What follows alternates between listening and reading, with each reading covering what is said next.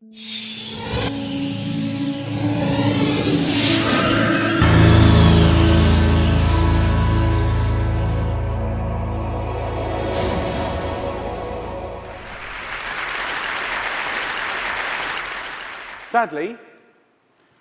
in the next 18 minutes when I do our chat, 4 Americans that are alive will be dead through the food that they eat.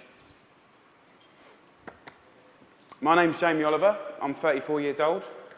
I'm from Essex in England. And for the last 7 years, I've worked fairly tirelessly to save lives in my own way. I'm not a doctor. I'm a chef. I don't have expensive equipment or medicine. I use information, education. I profoundly believe that the power of food has a primal place in our homes that binds us to the best bits of life. We have an awful, awful reality right now. America, you're at the top of your game. This is one of the most unhealthy countries in the world. Can I please just see a raise of hands for how many of you have children in this room today? Please put your hands up. Aunties, uncles, you can continue to put your hands up. Aunties and uncles as well? Most of you. Okay. We, the adults of the last 4 generations, have blessed our children with the destiny of a shorter lifespan than their own parents. Your child will live a life 10 years younger than you because of the landscape of food that we've built around them. 2/3 of this room today in America are statistically overweight or obese. You lot, you're all right, but we'll get you eventually, don't worry. Right? The statistics of bad health are clear, very clear. We spend our lives being paranoid about death, murder, homicide, you name it. It's on the front page of every paper, CNN. Look at homicide at the bottom, for God's sake. Right?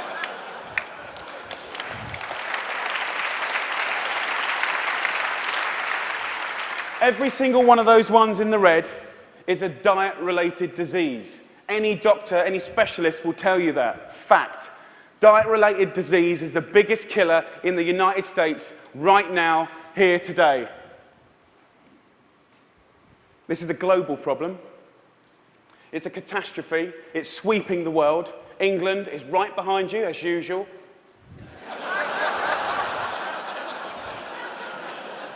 I know they were close, but not that close.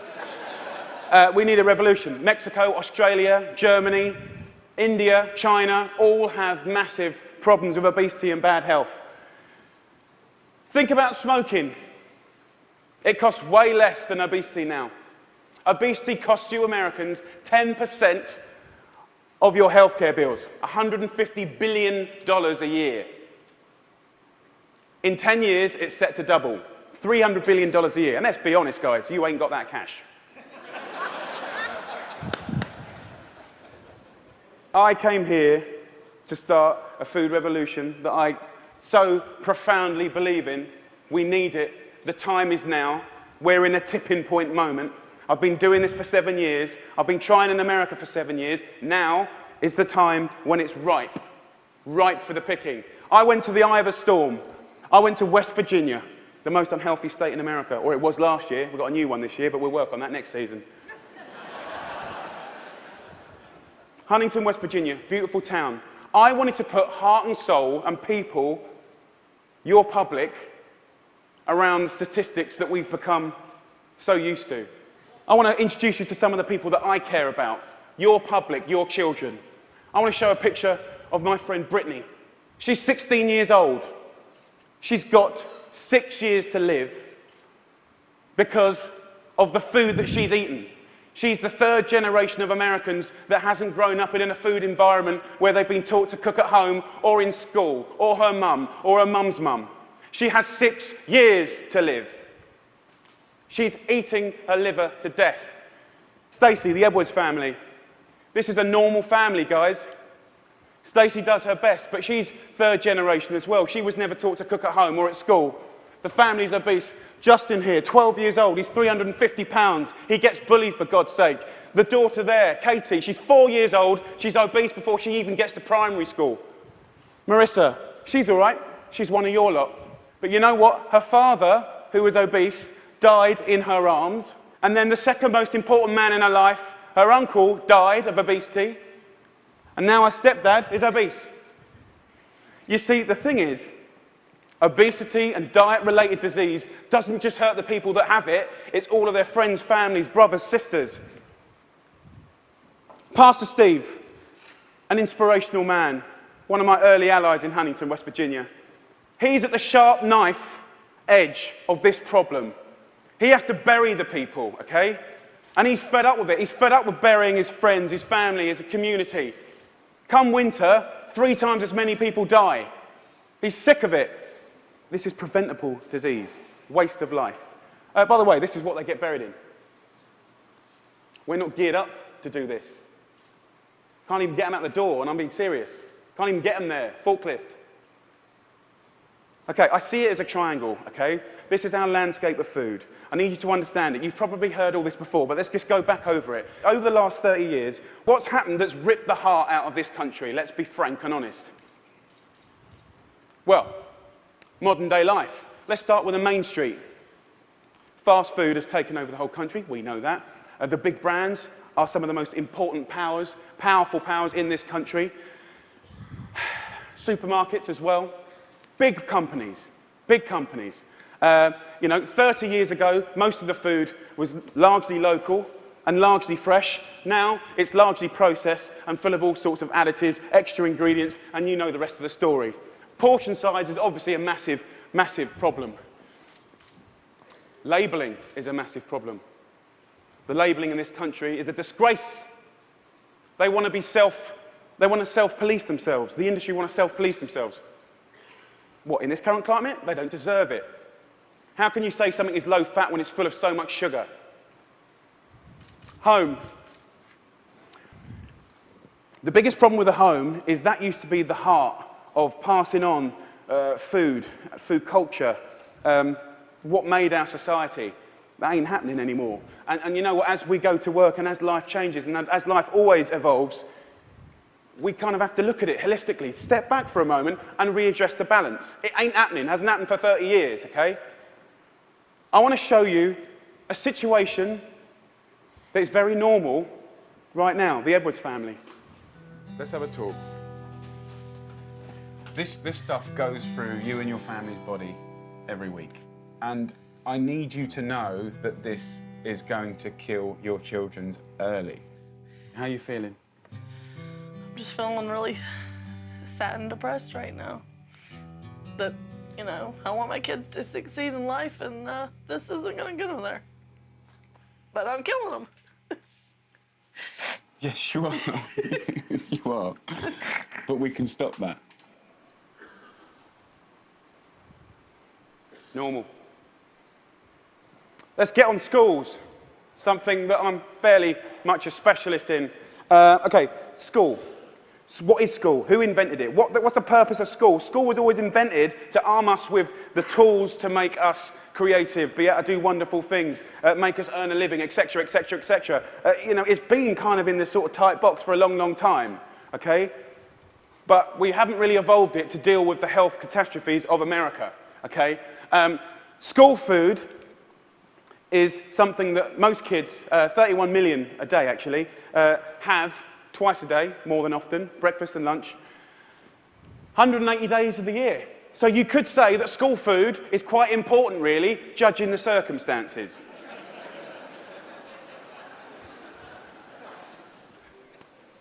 Before I crack into my rant, which I'm sure you're waiting for, I need to say one thing, and it's so important in hopefully the magic that happens and unfolds in the next 3 months. The lunch ladies, the lunch cooks of America, I offer myself as their ambassador.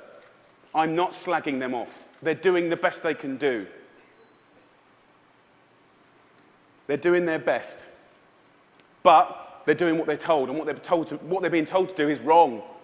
The system is highly run by accountants. There's not enough or any food knowledgeable people in the business. There's a problem. If you're not a food expert and you've got tight budgets and it's getting tighter, then you can't be creative. You can't duck and dive and write different things around things. If you're an accountant and a box ticker, the only thing you can do in these circumstances is buy cheaper shit.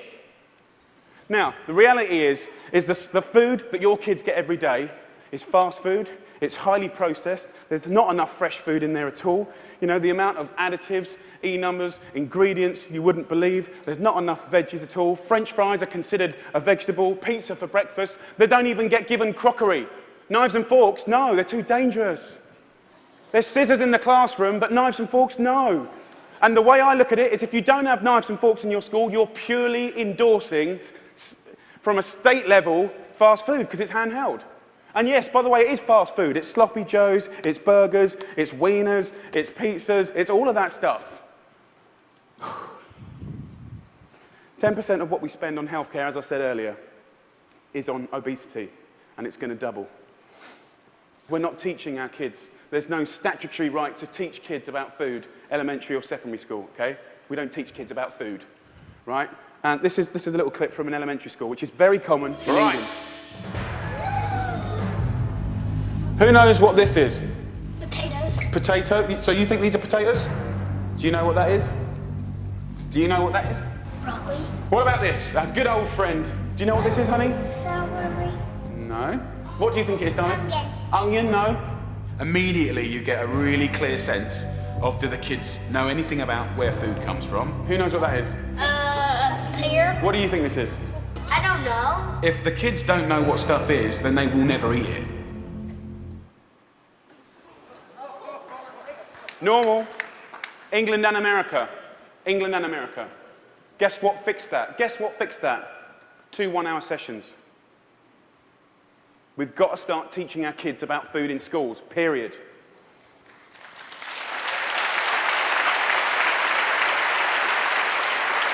I want to tell you about something that kind of epitomizes the trouble that we're in, guys, okay? I want to talk about something so basic as milk.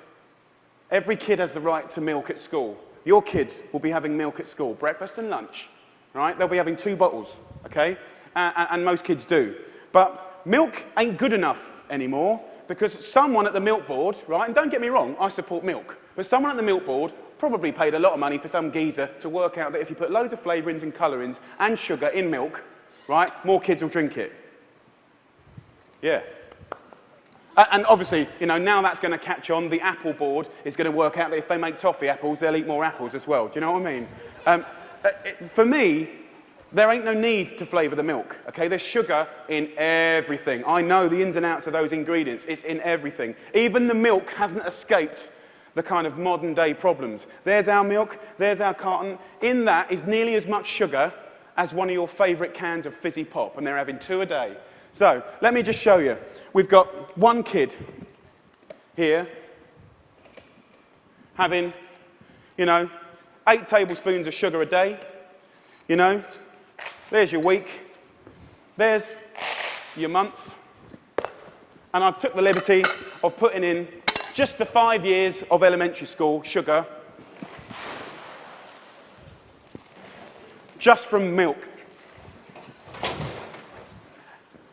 Now, I don't know about you guys, but judging the circumstances, right, any judge in the whole world would look at the statistics and the evidence, and they would find any government of old guilty of child abuse. That's my belief.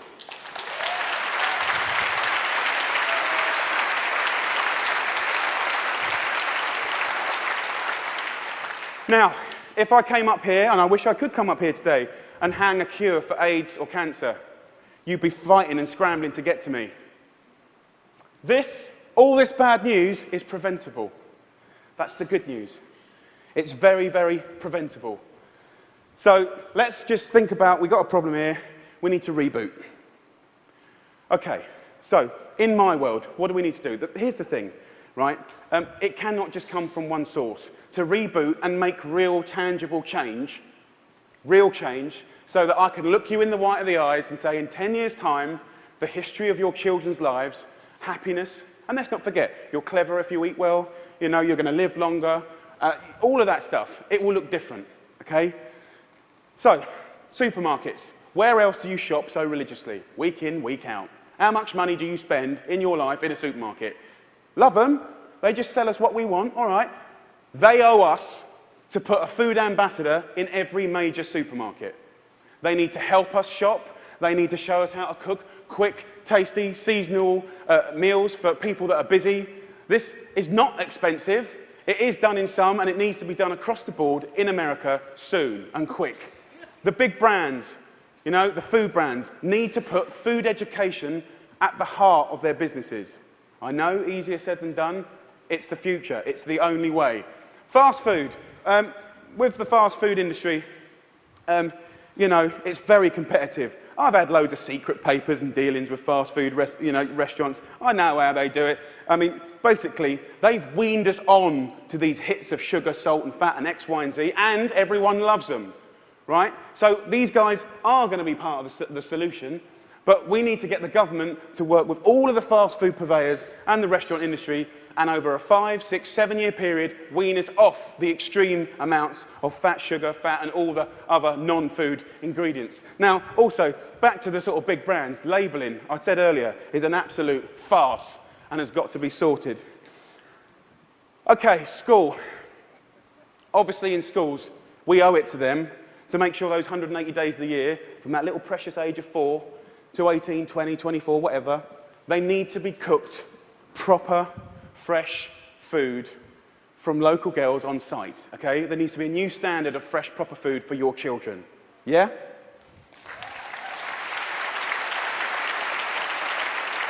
Under the circumstances, it's profoundly important that every single American child leaves school knowing how to cook 10 recipes that will save their life.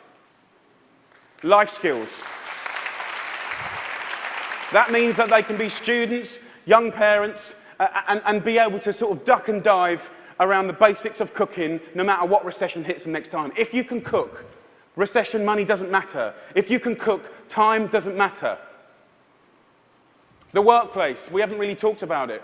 You know, it's now time for corporate responsibility to really look at what they feed or make available to their staff. The staff are the mums and dads of America's children. Marissa, her father died in her hand. I think she'd be quite happy if corporate America could start feeding their staff properly. Definitely, they shouldn't be left out. Let's go back to the home. Now, look, if we do all this stuff, and we can, it's so achievable. You can care and be commercial, absolutely. But the home needs to start passing on cooking again, for sure. For sure. Pass it on is a philosophy. And for me, it's quite romantic, but it's about if one person teaches 3 people how to cook something, you know, and they teach 3 of their mates, that only has to repeat itself 25 times, and that's the whole population of America. Romantic, yes, but most importantly, it's about trying to get people to realise that every one of your individual efforts makes a difference. We've got to put back what's been lost. Huntington Kitchen. Huntington, where I made this programme, you know, we've got this primetime programme that hopefully will inspire people to really get on this change. I truly believe that change will happen. Huntington Kitchen, I work with a community. I worked in the schools. I found local sustainable funding to get every single school in the area from the junk onto the fresh food. $6.5 grand per school.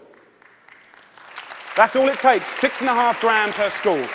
The kitchen is 25 grand a month, okay? This can do 5,000 people a year, which is 10% of their population, and it's people on people. You know, it's local cooks teaching local people. It's free cooking lessons, guys. Free cooking lessons in the main street. This is real tangible change. Real tangible change. Around America, if we just look back now, there's plenty of wonderful things going on. There's plenty of beautiful things going on. There are angels around America doing great things in schools, farm-to-school setups, garden setups, education. There are amazing people doing this already. The problem is they all want to roll out what they're doing to the next school and the next, but there's no cash. We need to recognise the experts and the angels quickly, identify them, and allow them to easily find the resource to keep rolling out what they're already doing and doing well. Businesses of America need to support Mrs. Obama to do the things that she wants to do.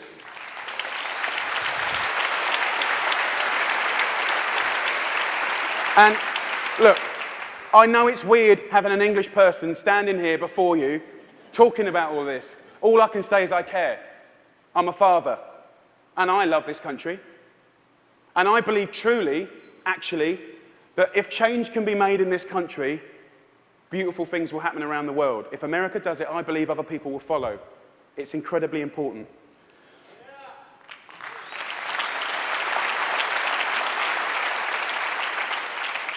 When I was in Huntington, trying to get a few things to work when they weren't, I thought, if I had a magic wand, what would I do? And I thought, you know what, I'd just love to be put in front of some of the most amazing movers and shakers in America. And a month later, Ted phoned me up and gave me this award. I'm here. So my wish.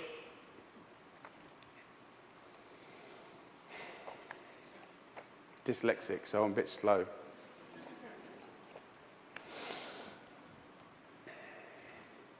My wish is for you to help a strong, sustainable movement to educate every child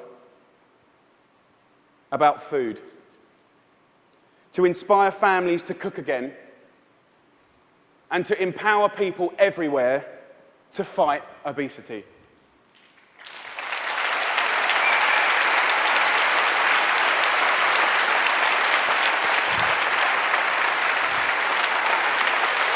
Thank you.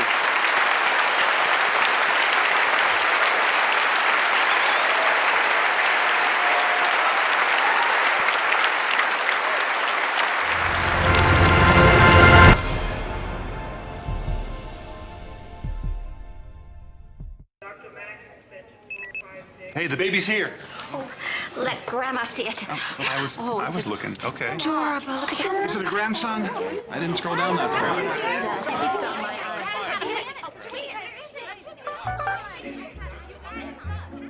It's a boy. Check it out. Share photos instantly, only on the Galaxy S3. You dropped the baby.